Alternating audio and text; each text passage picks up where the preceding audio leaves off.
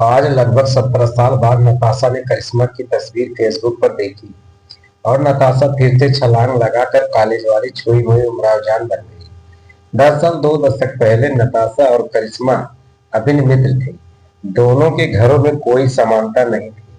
करिश्मा का राजमहल सा घर जो शहर के सबसे पॉश कॉलोनी शिवनगर में स्थित था, वहीं नताशा का छोटा सा घर निम्न वर्गीय कॉलोनी रामनगर में था।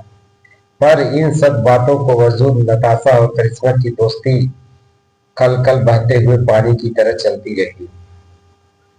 करिश्मा जहां सांवले रंग साधारण नए नक्श पर गजब के आत्मविश्वास की स्वामिनी थी, वहीं नताशा गौरवपूर्ण भूरी आंखें थी, नैन मलिका थी। दोनों एक दूसरे न केवल रंग रूप बल्कि आचार विचार भी बिल्कुल विपरीत थे। जहां करिश्मा बेहद बिंदास और दिल की साफ थी, वहीं नताशा थोड़ी सी सिमटी हुई और खुद में खोई रहती थी। नताशा मन ही मन अपने जीवन स्तर की तुलना करिश्मा से करती और खुद की सदा कमतर पाती थी, पर उसे पूरा विश्वास था कि उससे राजसी सौंदर्य के कारण वह किसी अमीर खानदान की बहू बनेगी और नताशा के घर बड़े और अमीर लोगों के तौर तरीके का अनुकरण करने जाती थी। आज करिश्मा का जन्मदिन था और सभी सहेलियां लखनऊ के होटल में इकट्ठा हुई थी।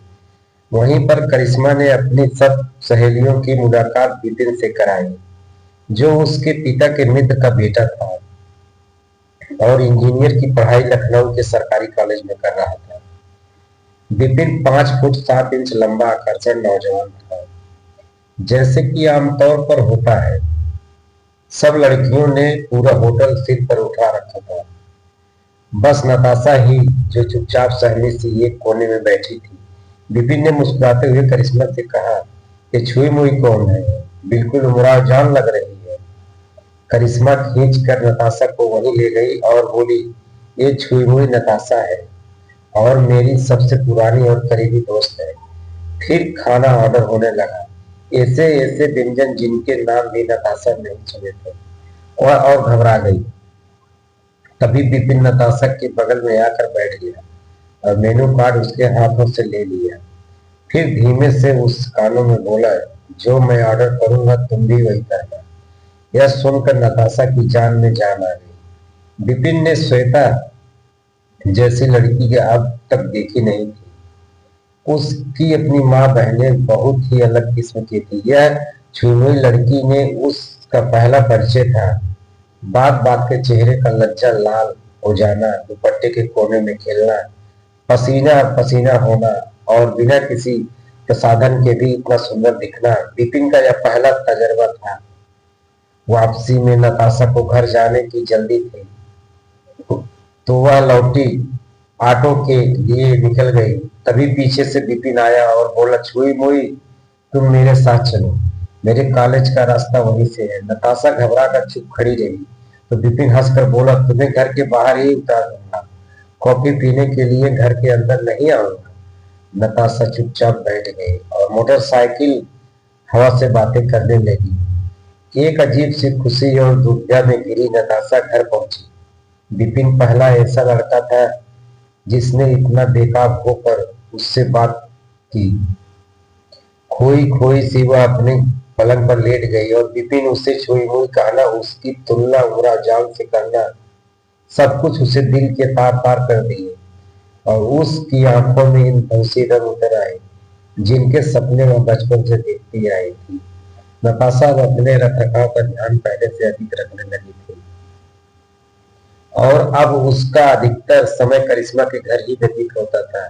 दरअसल नताशा बिपिन को देखने के बहाने अपना डेरा करिश्मा के घर जमाए रखती थी और यह बात करिश्मा जानती थी, इसलिए वह उससे एक दिन नताशा से कह भी दिया। नताशा बिपिन हर किसी के ऐसे मजाक करता रहता है, बहुत खिलौंदड़ स्वभाव का है वह। मगर नताशा को लगा कि बिपिन नताशा के चारों ओर मुराद जान कह रहा है, मगाता है, इसलिए करिश्मा जलती है, क्योंकि बिपिन हमेशा करिश्मा को काला हीरा कहकर चिढ़ाता है। देखते ही देखते 2 वर्ष बीत गए और नताशा और बिपिन करिश्मा की दोस्ती ऐसे ही चलती रही। विपिन ने कभी भी नताशा से अपने प्यार का इजहार नहीं किया, पर प्यार क्या कभी इजहार करा जाता है या तो महसूस किया जाता है। और नताशा तो पिछले 2 सालों से नताशा विपिन के प्यार में भीगी हुई थी। उसे तो मानो अपनी मंजिल मिल गई थी। उधर विपिन को जहां एक तरफ नताशा की खामोशी और घबराहट बहुत आकर्षण लगती थी, वही करिश्मा का विश्वास उसकी हर बात को मुक्त सहमति दे कर तर्क वितर्क करना उसे प्रभावित करता था। विपिन ने नताशा से कोई वादा नहीं किया था, पर नताशा उसको पूरा विश्वास था कि विपिन उसका हाथ मांगने आएगा। कॉलेज खत्म हो गया था तो करिश्मा ने उसे अपने पापा के बिजनेस में ज्वाइन कर लिया था और नताशा ने विपिन के प्रस्ताव का इंतजार करना आरंभ कर दिया। विपिन और नताशा फोन से एक दूसरे से लगातार संपर्क थे। इस बीच विपिन की नौकरी लग गई, पर वह अधिक खुश नहीं था, उसे और आगे बढ़ना था। नताशा हर बार विपिन को फोन पर यह सुनाती थी कि उसके लिए बहुत सारे विवाह के प्रस्ताव आ रहे हैं, पर विपिन को समझ नहीं आ रहा था कि नताशा ये सब उसे क्यों बताती रहती है। एक दिन चिल्लाकर उसने फोन पर बोल दिया, कैसी दोस्त हो तुम नताशा? मैं तुम्हें अपनी नौकरी के कारण परेशान हूँ और तुम मुझे बस विवाह की पड़ी है। हाँ मालूम है मुझे, मुझे तुम बहुत खूबसूरत हो, रोका किसने है तुम्हें? कर लो शादी।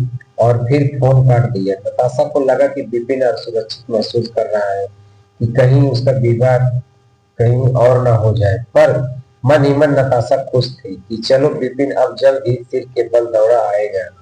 एक दिन अचानक शाम को करिश्मा का फोन आया, उसे अर्जेंट बुलाया था। वहां जाकर देखा तो पता चला करिश्मा उड़ी उड़ी सी घूम रही है। नताशा को देखते ही बोली, शुक्र है तुम आ गई यार, आज मेरी सगाई है और सुनेगी किसके साथ? नताशा वहीं धम से बैठ गई और फिर बोली, करिश्मा यह कैसा मजाक है?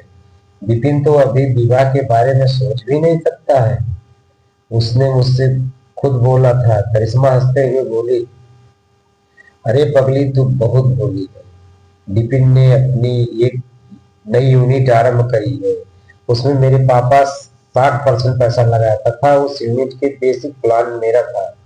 तो दोनों के पापा ने सोचा कि जब एक साथ काम ही करना है तो फिर जिंदगी एक साथ क्यों न गुजारी जाए। नताशा कड़वाहट से चिल्लाकर बोली, यह क्यों नहीं बोलती कि तुमने अपने पैसों से उसे खरीद लिया है? करिश्मा नताशा की बात सुनकर सकते में आ गई, फिर भी संयत स्वर में बोली, नताशा विपिन का अपना निर्णय है, उसने सुंदरता से अधिक अपनी तरक्की को महत्व दिया है। तुम बहुत सुंदर हो नताशा, पर जिंदगी में आगे बढ़ने के लिए काबिलियत और स्मार्टनेस भी होना चाहिए, जो शायद उसे मुझ में नजर आई होगी। नताशा ने कहा, यह नहीं हो सकता, विपिन मेरे अलावा और किसी की शादी नहीं कर सकता और मैं तुमसे हर बात में बेहतर हूँ। करिश्मा बोली, यह हो चुका है नताशा, जरूरी नहीं है सब लोग रूप के ही दीवाने हों, कुछ लोग रूप से अधिक बुद्धि को भी महत्व देते हैं। मेरे ही कारण विपिन यह नया यूनिट लगा पाया है।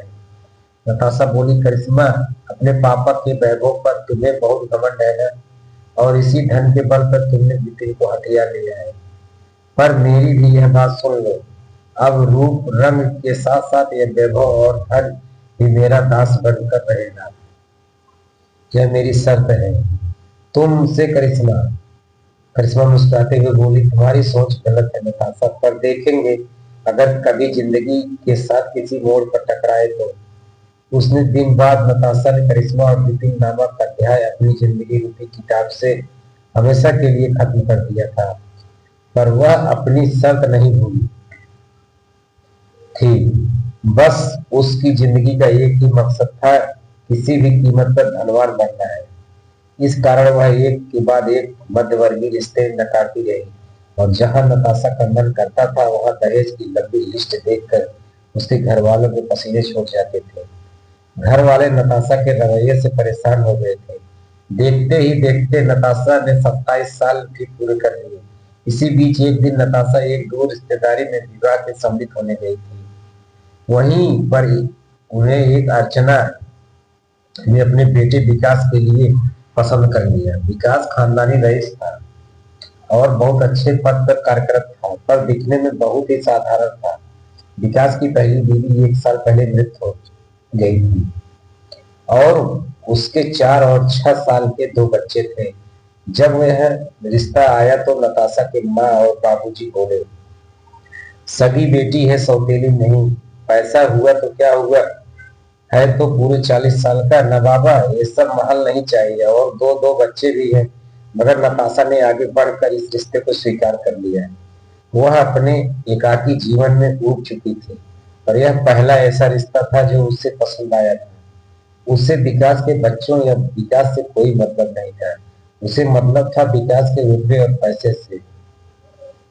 आज विवाह के 11 साल बीत गए थे। जिस धन के लिए नताशा के विवाह किया था वह यहाँ पर भरपूर था। दोनों बच्चे हॉस्टल में थे और विकास उसकी आंखों के इशारे पर उठता और बैठता था।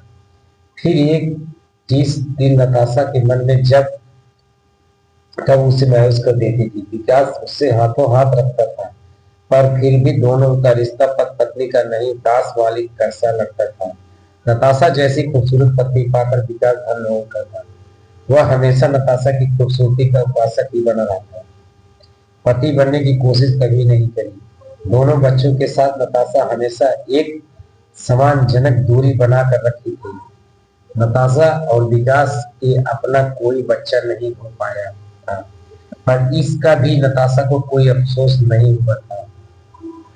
बच्चा न होने के कारण नताशा के शरीर पर मांस का एक परत भी नहीं चढ़ी थी। जैसी वह 10 साल पहले लगती थी वैसी आज भी लगती थी, और आईने में यह देखकर नताशा का गर्दन घमंड से तन जाती थी। ऐसे ही एक दिन नताशा ने अचानक फेसबुक पर करिश्मा को देखा और उसका तस्वीर देखकर उसे असीम आनंद आ गया। करिश्मा बेहद अनाकर्षण लग रही थी, पर विपिन अभी भी जस का तस बना हुआ था। फिर से नताशा के मन में टीस सी उठी। यह विपिन नाम का टीस ही थी जो उसे सामान्य होने नहीं देती थी। और फिर नियति जैसे खुद को नताशा विपिन को उसके सामने खींच लाई। विपिन को अपने व्यापार के सिलसिले में ही कोई फाइल पास करवानी थी जो विकास की मदद से ही हो सकती थी। जैसे ही दफ्तर में विकास को पता चला कि करिश्मा नताशा के शहर की है और उस मित्र है, तो फौरन विकास तो उसे अपने घर आमंत्रित कर लिया। नताशा भले ही ऊपर से गुनगुना रही थी, पर अंदर ही अंदर बेहद खुश थी। चलो, अब तो वह करिश्मा को अपना राजपाट दिखा पाएगी। विपिन को भी तो पता चले कि उसने क्या खोया है और किस कांच के टुकड़े को वह हीरा समझ ले गया है। बहुत घमंड था न करिश्मा को अपनी योग्यता और स्मार्टनेस पर, परंतु आज करिश्मा भी देख लेगी कि जीवन के तराजू में मेरे वैभव, मेरी सुंदरता का पल्ला भारी ही है। विपिन और करिश्मा समय से कुछ पहले ही आ गए थे। दोनों पुराने दिनों को याद करने लगे। नताशा ऐसा व्यवहार कर रही थी जैसे उसे कुछ याद ही न हो। नताशा ने ही करिश्मा से कहा, क्या हाल बना रखा है करिश्मा तुमने? तुम पहले से 3 गुना हो गई हो। जिम नहीं जाती हो क्या? और फिर बड़ी अदा से अपनी साड़ी का पल्ला ठीक करते हुए कनखियों से विपिन की तरफ देखने लगी, पर विपिन की आंखों में करिश्मा के लिए प्यार और सम्मान देखकर वह राख हो गई। नताशा हंसते हुए बोली, नताशा माँ बनने के बाद तो वजन बढ़ ही जाता है। जब तुम्हारे खुद के बच्चे होंगे तो पता चलेगा। ऐसा लगा मानो श्वेता नताशा के मुंह पर किसी ने सफेदी पोत दी हो। और फिर करिश्मा अपने बच्चों को शासित गान करने लगी। तभी नताशा को ध्यान आया कि उसे तो विकास के बच्चों के बारे में कुछ भी नहीं पता। वह बस विकास की पत्नी ही बनी रही। उसने अपने बच्चों की मां बनने की पहल कभी नहीं की। नताशा ने फिर खाने के मेज पर सबको बुलाया। उसे पूरी उम्मीद थी कि करिश्मा और विपिन उसके खाने की अनदेखी नहीं कर पाएंगे, पर यहाँ भी नताशा को निराशा ही हाथ लगी।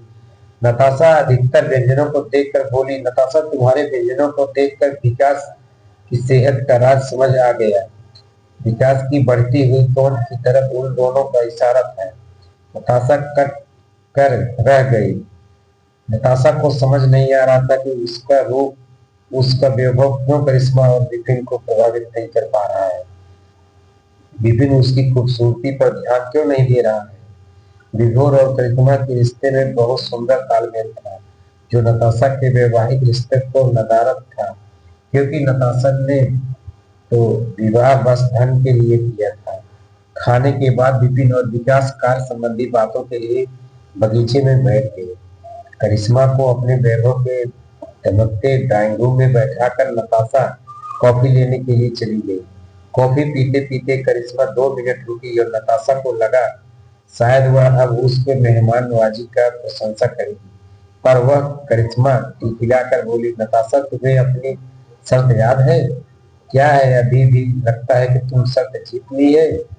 नताशा ने कोई जवाब नहीं दिया, पर उसके मन को पता है कि वह फिर से शर्त हार गई है।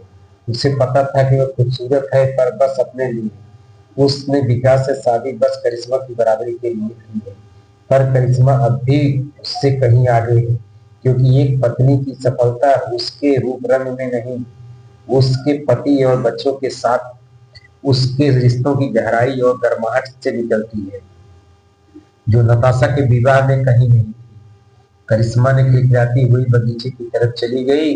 नताशा को लग रहा था कि उसकी बेमतलब की शर्त ने उसके की जिंदगी को ऐसे मोड़ पर ला के खड़ा कर दिया जिसकी शायद कोई मंजिल ही नहीं है। मेरी कहानी अच्छी लगी तो दोस्तों लाइक और शेयर जरूर करें। मिलते हैं किसी और कहानी